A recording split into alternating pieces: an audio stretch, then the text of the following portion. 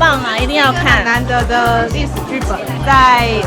这个时代可以看到当时的历史故事是很难得一见的，希望大家一定要就是分享，然后观看。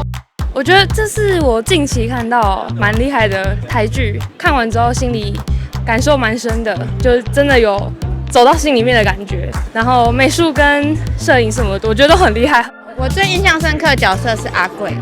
因为我觉得他是一个很善良、很纯真的一个角色，就是别人遇到困难的时候，遇到需要帮助的时候，或甚至是那些人曾经可能对他一开始没有对他那么好的时候，他都用他的善良，有一点的聪明来解决问题，来帮助别人。然后他这样子善良的力量、爱的力量，就是很快的让身边人可以团结起来。我想如果韩剧有《机智医生》系列，这个就是台版非常非常特殊台版的那个《机智绿岛医生》系列，我非常希望它还有第2季的产生，非常期待，大家一定要准时收看哦。星空下的黑潮岛屿，星空下的黑潮岛屿，星空下的黑潮岛屿，星空下的黑潮岛屿，2025一定要追的台剧，一定要收看哦，锁定柯台支持哦，谢谢。